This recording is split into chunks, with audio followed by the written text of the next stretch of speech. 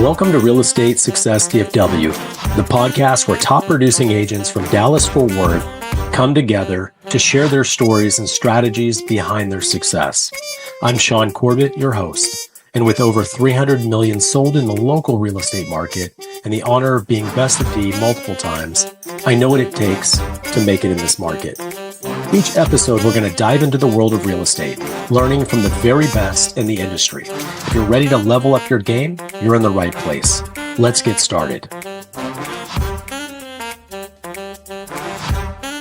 Hey everyone, Shaune Corbett with Real Estate Success DFW. I've got Brittany Stewart on with me. How are you, Brittany? Hello, I'm doing great. Thanks for having me. Brittany and I have known each other for a few years. I still remember the first event I met Brittany.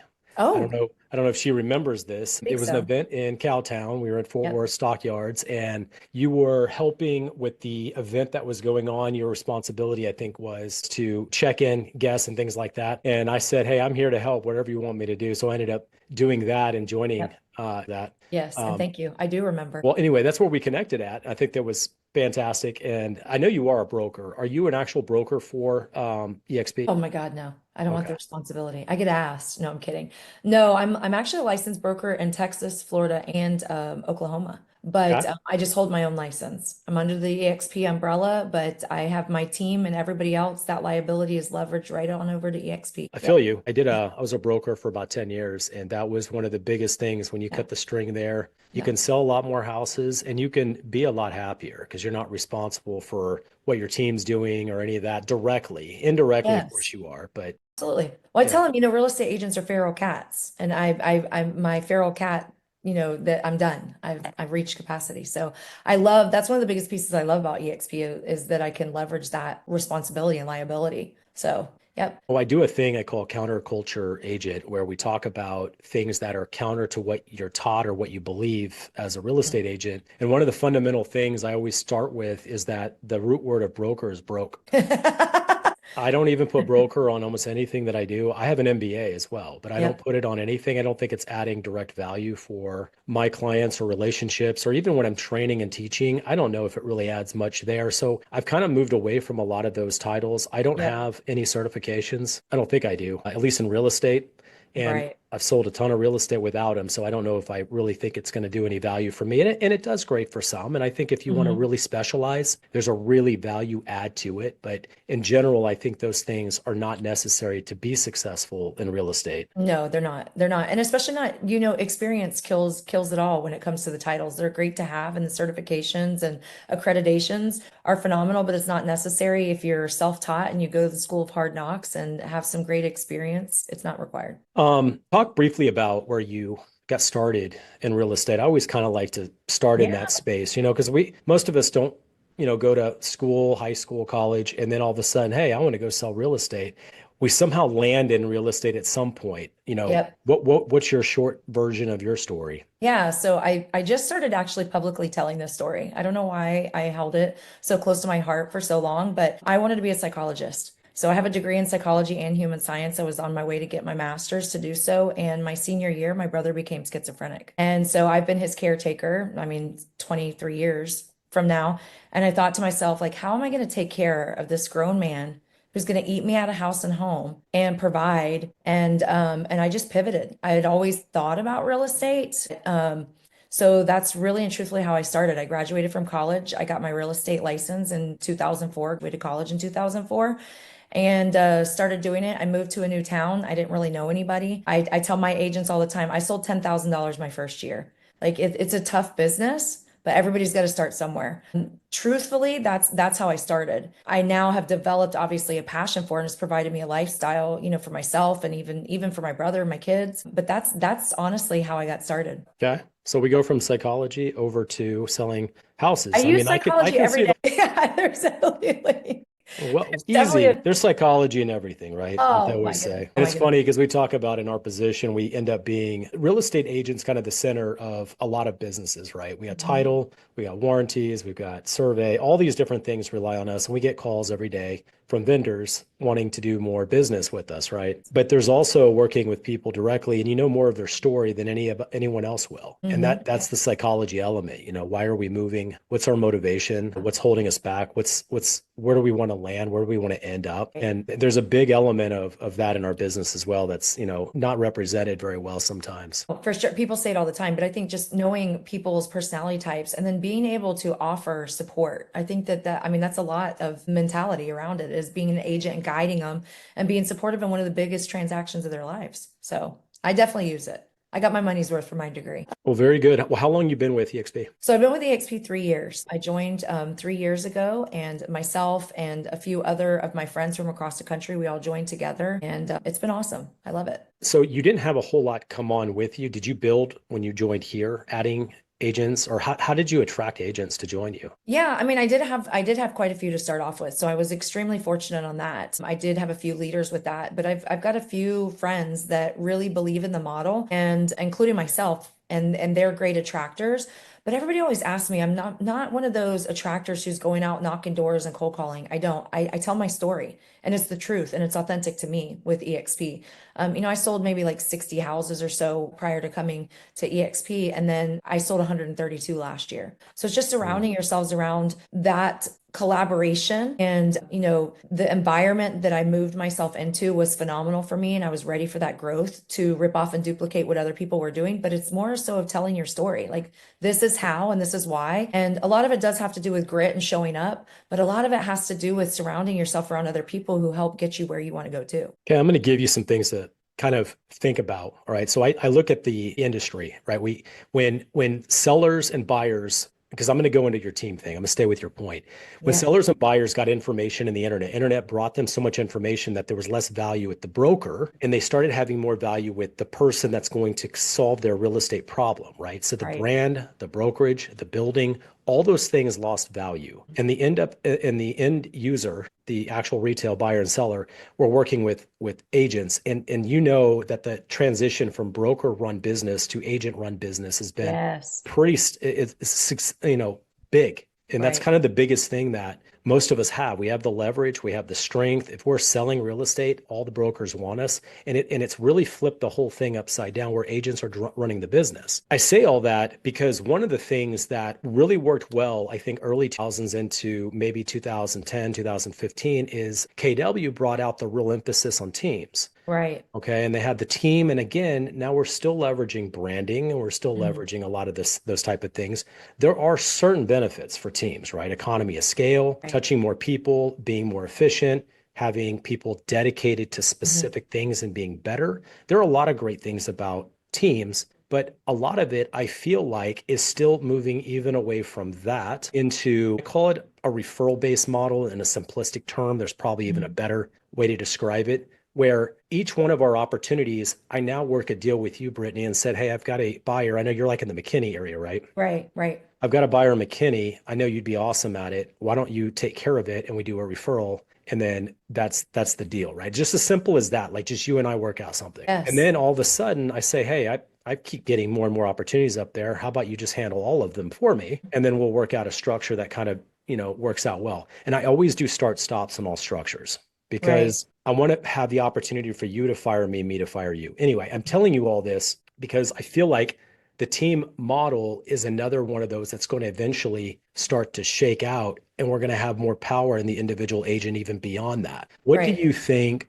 about that? Because I know you really have a team-based system, and it's worked out well for you. You're leveraged. You have the ability to do a lot of things. You're everywhere. You're 24/7 because of it. I can't even call you. I gotta filter out the crazies. I know. I can't even call you because you've got a secret number. But I do, I do, I do.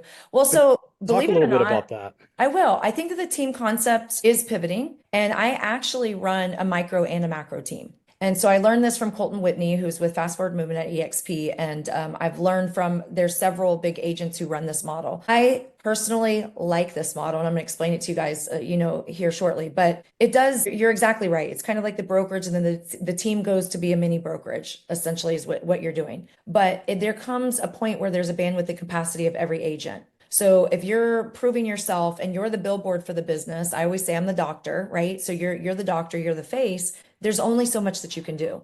you eventually have to either turn down business or you have to leverage. And to your point, Shaune, I do have a relationship with an agent who is really big on YouTube, and they don't want to work certain deals. So he gives me those deals because it's not worth it for him to get it to start up a team. And I 100% agree with him in his capacity. So he sends it to me. I run the deals and give him a larger referral base, and it's worked out. It's worked out amazingly. So to that point, but for the micro and macro team, I run the macro team like a traditional team you would think of. Any leads that come in that are raw leads or that are sign calls or online leads or presence or things like that that aren't directly impacted to me are round robin and divvied out to my team. Then on the micro side of things, I have a production partner. And so the production partner model, I started running this at the end of last year. And it's like, there's people that are past clients or luxury clients or the clients that I truly want to work with or have that relationship with, that they want to work with me and only me. And so with that production model, I have a salaried agent that works as my right-hand man, and he will show property on my behalf, ensure that they're having the best client care experience that they can have. He goes on listing appointments with me, goes on buyer consultations with me, and then he receives a smaller portion of my net commission. So to your I think that when I'm advising or mentoring agents and they're like, hey, I want to start a team, just like people think they need to be a broker, that's the next step in real estate. It's like, well, let's stop and let's analyze what that looks like. Because a lot of teams aren't as lucrative as people think that they are. The team has to sell double what I sell for me to make the same amount of money because we're on splits, additional splits. So the production model really is kind of an assistant, but a licensed agent who can also show property, run signs, have consultations, go over contracts, run numbers when I may not be available to do so. And then it provides the production partner some stability on, their monthly income, and then they're still getting those bonuses as structures as well. So maybe it's somebody who's not, overly cares about making cold calls or lead generation or prospecting, but they want to be in the business.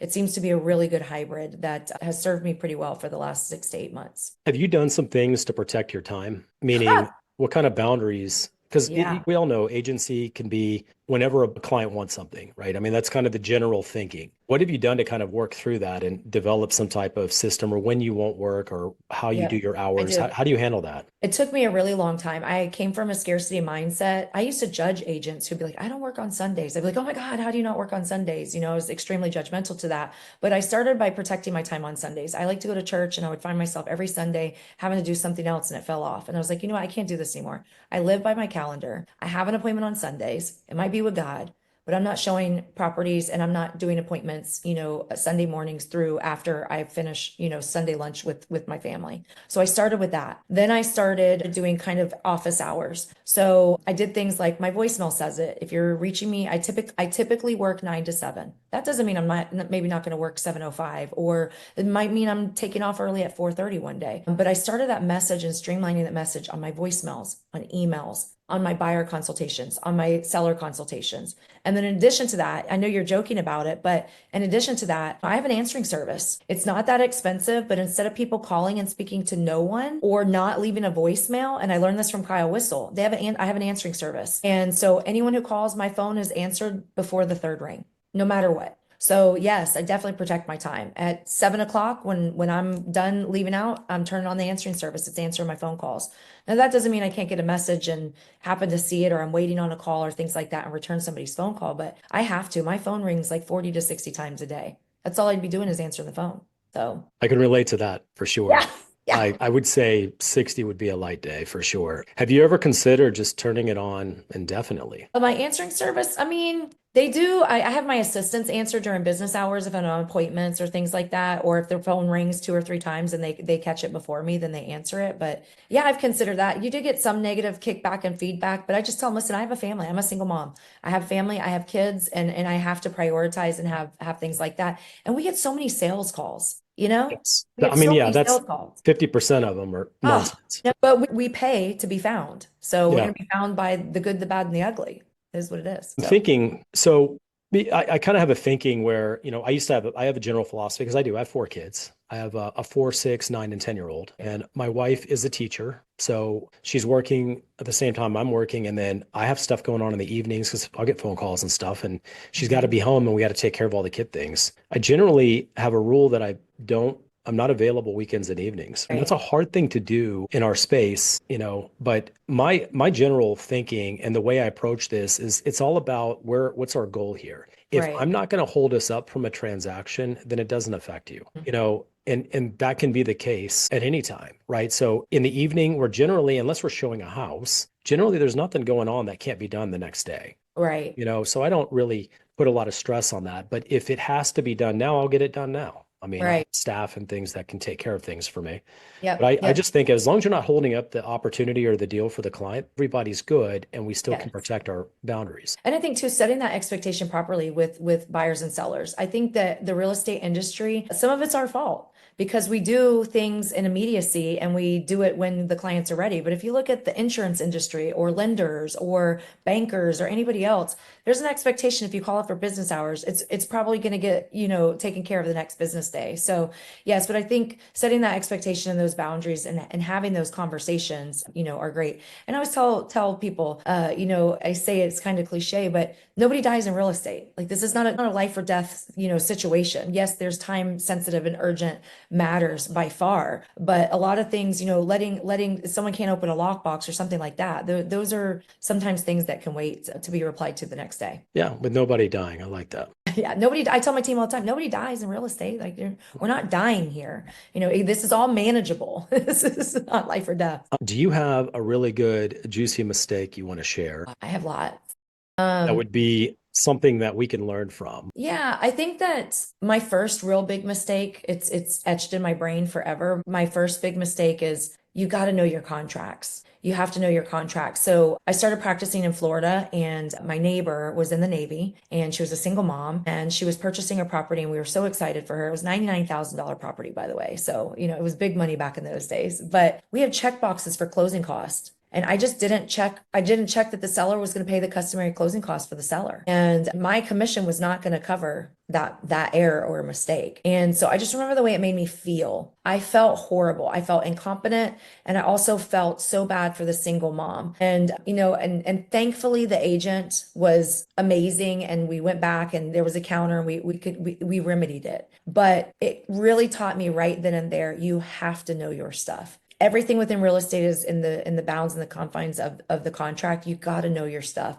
And there's got to be dedicated time to learning and educating yourself, especially with all the changes that we've had recently. People look at us to be an expert and you've got to make sure that you know the contract inside and out. It definitely would be a powerful lesson. I think most of us that have sold a lot of real estate realize I just accepted a contract from my client and I did not even check on whatever that item is. Yeah, And yeah. I've certainly had that. Most of the time I have ways to work through all of it, but you got to make sure. For me, every contract I give it to my contract to close coordinator, and she's done thousands of them by now. Yep. She gives me the highlights of the things I need to correct and adjust. I'll do Yep. my own look, but she knows exactly what Yep. items we need to make sure, and she knows how I negotiate. So she knows how to put it in a way that I can go back and quickly counter I properly. love, and we have a rule too in our team, two eyes on a contract. Two eyes on a contract. It could be our TC, it could be your mentor, it could be me, two eyes on every contract. Because Texas is actually amazing. We have promulgated forms. It's fill in the blank, checks and boxes.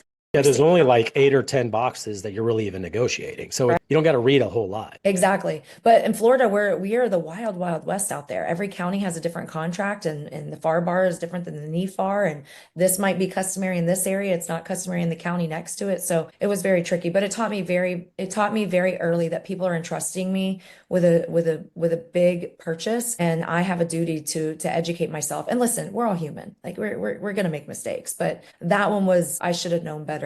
So I could have done better. So you do a lot of training, and you actually just recently you were on a panelist when the discussion was AI, Yes. about 2 months ago, and we had a few hundred people. There was a big crowd. You did great. Thank you. Thank you. And you were addressing AI, and you had a different opinion from the other panelists, Yeah. especially when you source which you probably appreciate because you probably do a lot of research and you have a whole lot of reasons why you Right. do what you do. Most of us are comfortable in ChatGPT. Right. You have gone a different route because it looks like it's a more updated, refreshed modern AI system. So let's talk a little bit about AI and Of how course. you've utilized it in real estate. Yeah.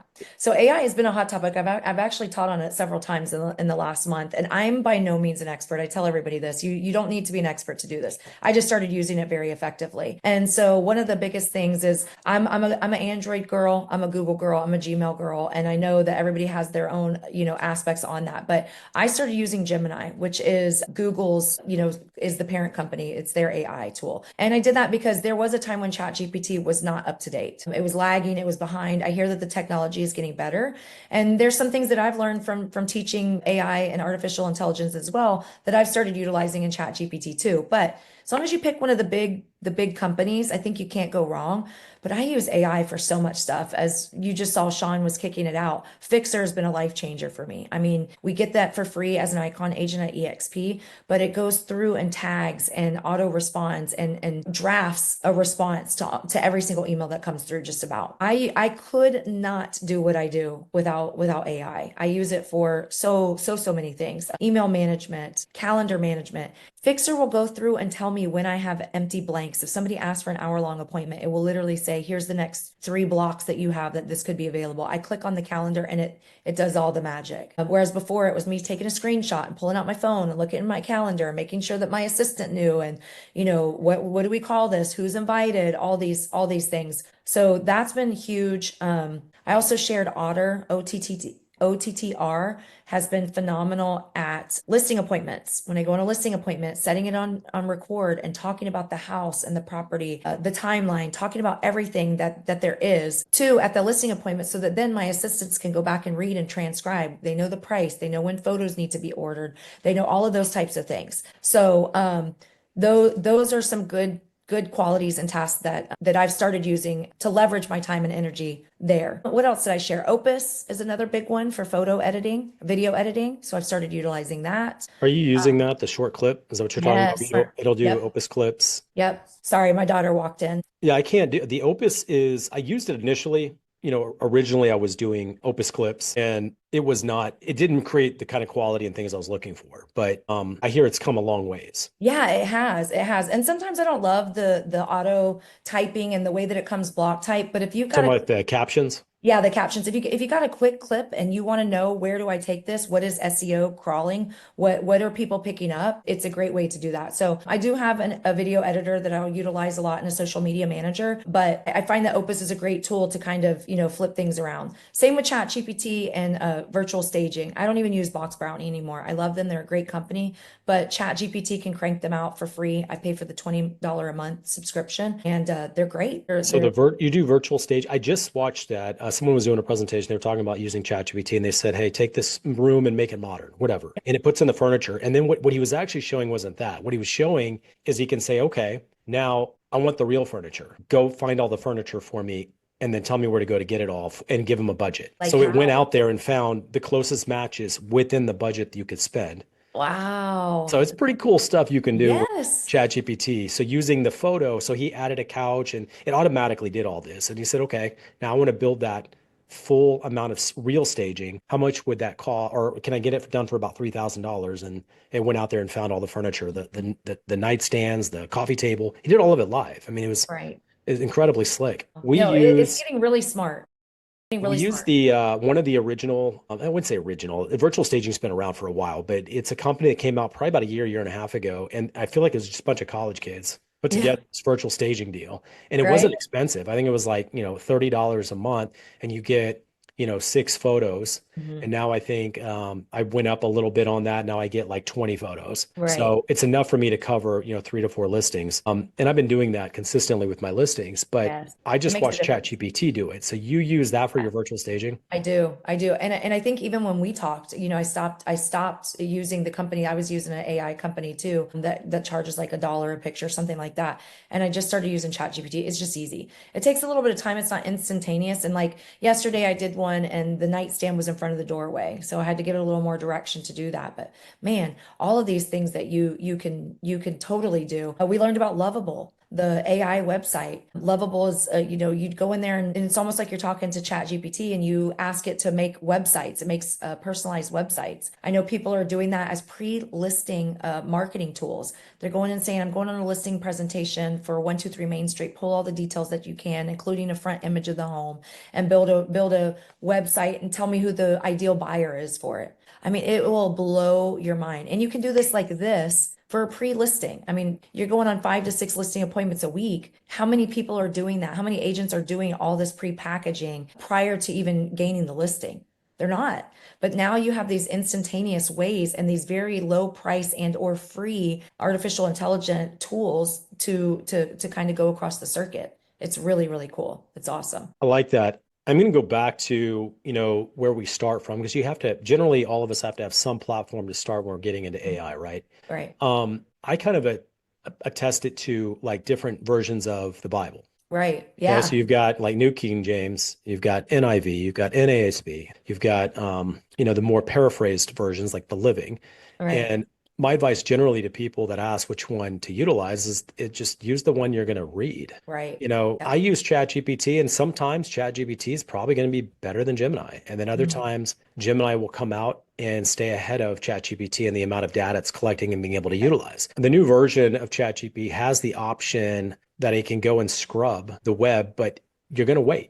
I mean, it could Yeah. take an hour or two to find everything it can find of what you're looking for. Right. And it could probably give you an answer better, if not better, or at least as good as Gemini, but you got to Hmm. wait on it. I mean, they're just different things, but I use Yeah. it. I'm comfortable with it. I have all my GPT set up, and, Yeah. whatever you utilize. That's what I Yeah. always tell people. And I think too, one of the things that I do love about Chat GPT, and there's some things, is just having the avatar. I have a Brittany Stewart avatar and using that to speak, but also I have virtual assistants. So it's leveraging my voice in a way that would take me forever to do. So that piece of it, that is one of the things I would suggest to people is if you're going to start with one of the big dogs. There's tons and tons and tons of AI little startup brands and things like that. For me personally, some of them might be out of business in 6 months. Stick with the big dogs that are going to spend the most time and resources building the monster that they're going to build and focus on that. But really try to make sure that it's if you're using it for a consumer facing platform such as social media or video content, listing descriptions, any of that, make sure that it knows and you're training it to speak in your tone and the way that you would speak. But and it can write. It can do all these things for you in your tone. So give me kind of a rough way of building an avatar that learns me. Do you Yeah. collect information and then dump it all in there, all your videos you've ever made, all your emails you've ever typed, it can access it and see how the way you I, talk. I fed it everything. And then I watch other people who are real experts bigger than me. So we had a training. I run the Ladies Collective for Fast Forward EXP, and we had Katie on, and she has a marketing company, literally. And so she gave us a worksheet, a 4-page worksheet that asked all these questions. She gave us Nike's answers and she gave us her answers. And so I went through and kind of filled out that to the best of my knowledge, the best that I could do. But yeah, you've got to convert it to a PDF, but I've went and had it analyze all of my videos, anything that I've talked or done in real content. So what I mean by that is don't use Chat GPT and do a video and then upload that video to try to build your avatar. And then I just tell it, I'll have it give me examples. My avatar is built to be a no nonsense, direct, real estate mogul who's a single mom who likes to travel. So a lot of my things are intertwined like that. But sometimes the other day, I was telling people the other day she was cursing and I was like, okay, that's great, but don't ever curse. And she probably picked that up from some video or something that she's heard from me or otter, whatever. Because in real life, I will curse, but that's not how I want to present myself in front of clients naturally. And so, but yes, anything that you've ever done, start by copying and pasting emails into it. You can build a big PDF file and then it will integrate it. I will let people know sometimes it gets frustrating because Chat GPT it's not perfect. A lot of times there's error messages or when you're trying to train it and upload all these documents and things like that. So just be patient. Sometimes I'll ask it to remind me. I was trying to train it to just go grab all my YouTube videos. Well, it only grab like the top 5. And I'm like, oh, that's not really going to help me train this avatar to speak like me. So, I asked it, I said, can you remind me tomorrow morning to check if YouTube is back up and it's cooperating? So next time I log in, it says, hey, reminder, we're going to go in and check YouTube again to see if we can bring over some of those videos. So, those are types of things. You're trying to feed it any and all content. That is the consistent tone of what you want to present. And you can make different avatars. You can make a listing avatar. You can make a legal avatar. You can make a parenting advice avatar. You can do a dating one, all of those types of things. But for me, my sole focus in ChatGPT anyway is to really line up for my assistants to be able to use it to speak my voice and leverage myself. So it's for their use to write things, create things. Do you do any of the video where it's like you doing a presentation? Have you done I any of that haven't yet? I haven't done that. I saw Dawn do that. I haven't had time to toy around with it. I think I told you guys too. I use like Google Lens. I'll do that a lot where I'm looking at things, or like you said, what type of material is this? Or sometimes I'll see like a cute outfit and I'll use Google Lens to see, and it'll show me 12 places I could buy it at, that type of stuff. But I haven't done the videos actually speaking as me. Should be Okay. interesting.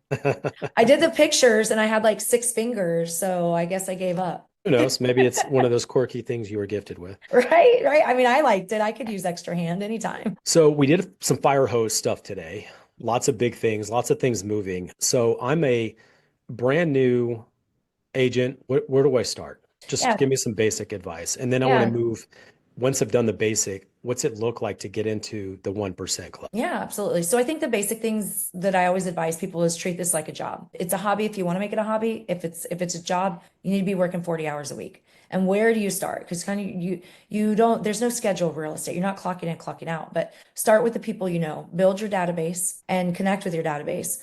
I started when I started and I didn't know anybody, I started door knocking. And at that time, we would give out recipe cards. That's what we did, as quirky as it sounds. I also built my sphere of influence. I didn't have a lot of people. I was 21. I didn't have a lot of people who were ready to buy a house. But my last name is Stewart, and there's a lot of Stewarts. So I built my database based off of Stewarts. I think my first and second year, I did like 5 deals with people named Stewart. It's instant brand recognition. We had phone books back then. For those of you that don't know what that means, you can I don't know what a phone book is, but I'll you could trust. probably use some chat GPT magic somewhere, but I just literally pulled all the Stewarts. And I was like, you know what? This is brand recognition. I know I wasn't related to any of them, but I went with it. I had to fill my database. I didn't have anybody else to do it with. So I think doing that. And then I moved to Dallas 11 years ago. I didn't know anybody here either. I did 5 open houses a week. I did an open house on Thursday. I did 2 on Saturday, 2 on Sunday, and I grinded that way. But don't just do an open house. Open houses are slow right now in the DFW market. You got to door knock. You have to have incentives. My team right now, we're running a $500 giveaway for a gift card for everybody who registers at our open houses, for the month of June. Be creative, think outside of the box. You're just trying to meet people. Get yourself out there and introduce yourself to people. Let them know that you are in real estate. So I think those would be, starting out my big basics. And don't reinvent the wheel. Real estate's been around for a long time. Do not reinvent the wheel. Find yourself a mentor, find yourself a team, find somebody who's already got some of those systems and the leverage pieces that you can get to get yourself catapulted off of that platform to start. I think you can tie AI into this, right? You Heck don't yeah. have to have any real estate experience, but why couldn't you put everything about you, what you like, your interest, your hobbies, anything that's exciting to you, and any work experience you have, any Yep. church affiliation, anything you have about you. You could put that into AI and then ask it, who is my ideal client? How do I find them? Yep. I And love it will that. give you a very specific plan. And you say, I want to work, 10 hours on this plan every week. Tell me what I need to be doing. What phone Yep. calls do I make?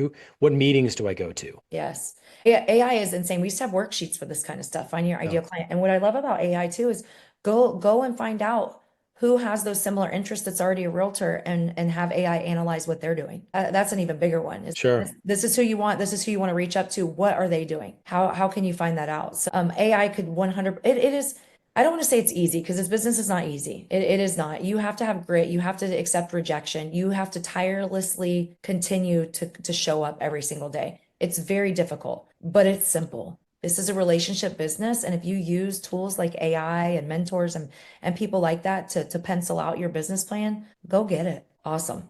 So I'm sure you could do And it. I love it. And so we've got something going. We're a year in the business, which most agents don't make it even that first year. Right. What does it take to get into that top 1%? What is there something you can particularly point to and Mhm. say, if you could do maybe one or two things, this is going to make the difference for you? Yeah.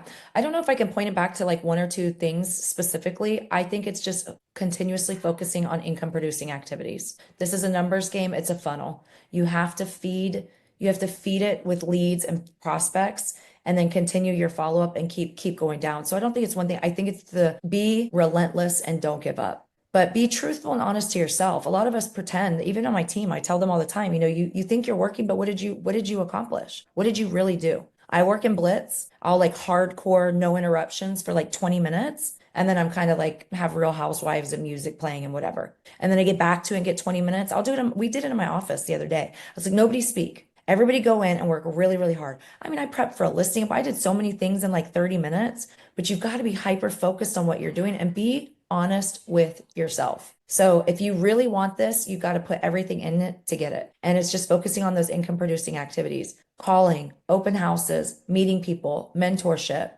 video, social media content is a huge facet of it now. You got to work on that every day. I don't love showing my face everywhere. You guys can check me out. It's not my favorite thing, but it's there because I know I have to do it.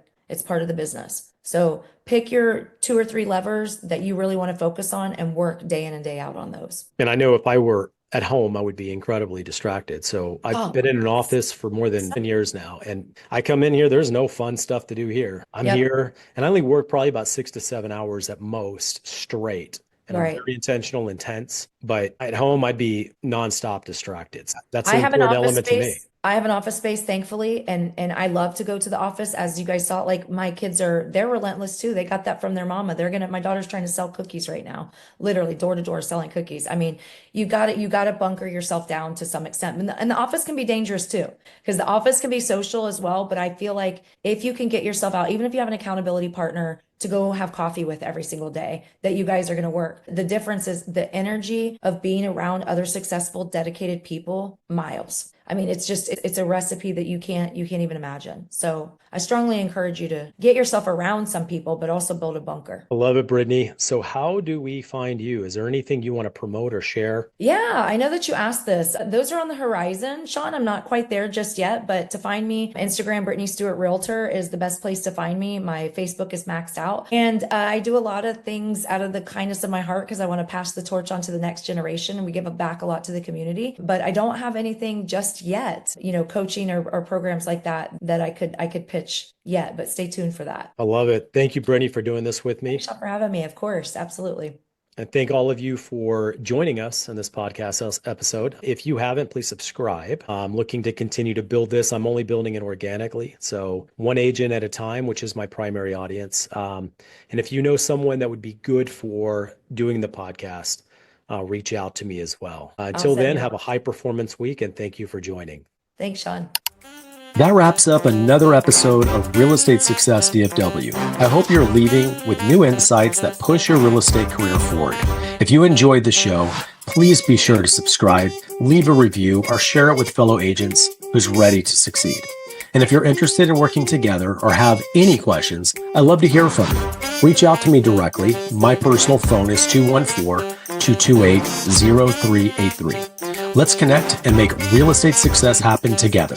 Until next time, keep pushing forward. I'm Shaune Corbett, and this is the Real Estate Success DFW. Have a high performance week.